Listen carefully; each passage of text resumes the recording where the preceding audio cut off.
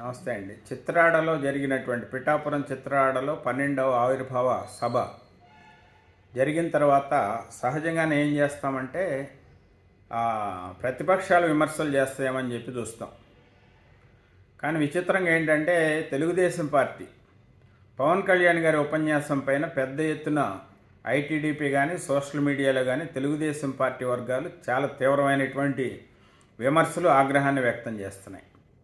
వాళ్ళ కోపం తెప్పించిన విషయం ఏంటంటే పవన్ కళ్యాణ్ గారు చాలాసార్లు చెప్పారు 15 ఏళ్ళు కూటమి అధికారంలో ఉండాలి, లేకపోతే ముఖ్యమంత్రిగా చంద్రబాబు నాయుడు గారు ఉండాలా, సీనియర్ నాయకుడైనా ఆయన అనుభవం రాష్ట్రానికి అవసరం, ఆయన చాలా చెప్తున్నారు.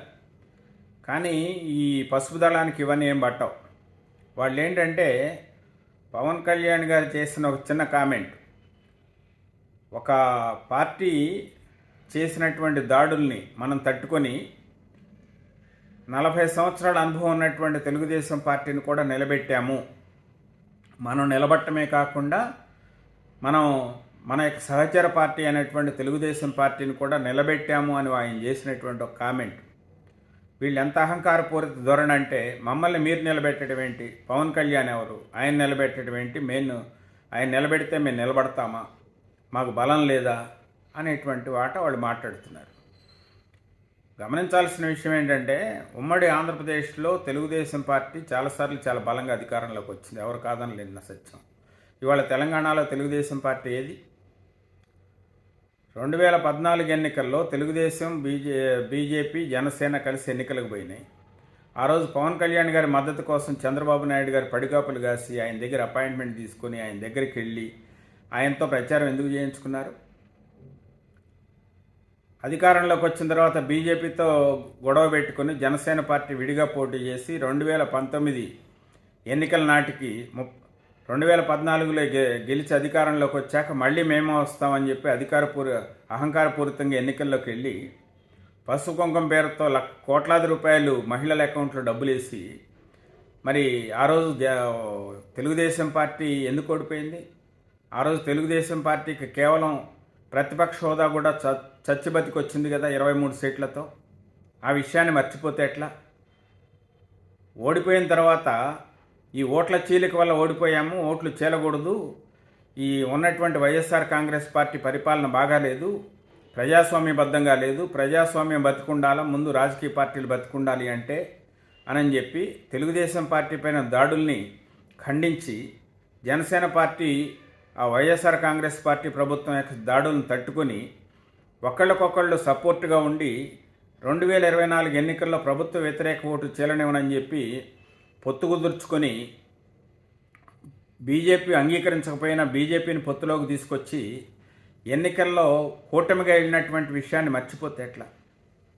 పవన్ కళ్యాణ్ గారు నిలబెట్టాడు అనే మాటకి అంత కోపం వస్తే పవన్ కళ్యాణ్ గారు చేసినటువంటి కార్యక్రమం అంతా కూడా తెలుగుదేశం పార్టీ వర్గాలకు, తెలుగుదేశం పార్టీ శ్రేణులకు తెలీదా?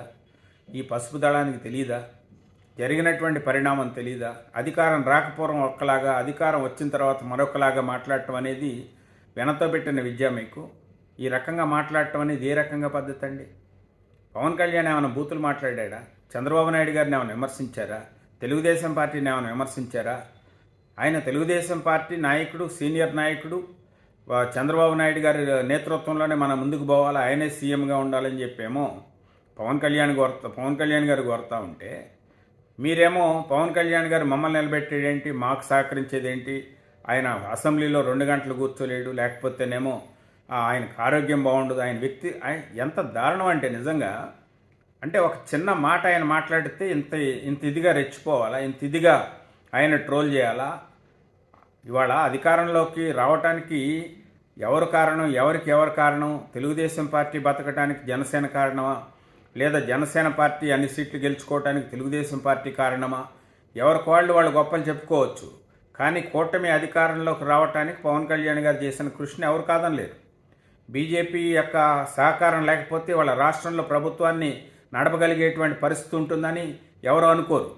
అలాంటి బీజేపీని కూటమిలోకి తీసుకురావడానికి కృషి చేసింది ఎవరు? కూటమి ప్రభుత్వం ఏర్పడటానికి కష్టపడింది ఎవరు? అందరూ చంద్రబాబు నాయుడు గారు సైతం పవన్ కళ్యాణ్ గారితో కూర్చొని ఆయనకు సమాన ప్రాధాన్యత ఇస్తూ మరి ఆయన పై స్థాయిలో జరుగుతూ ఉంటే మరి తెలుగుదేశం పార్టీ కార్యకర్తలు ఈ రకమైనటువంటి విమర్శలు, ఈ రకమైనటువంటి దాడులు జనసేన పార్టీ పైన చేయటం అనేది ఎంత మేరకు సమంజసం అనేది వాళ్ళే ఆలోచించుకోవాలి.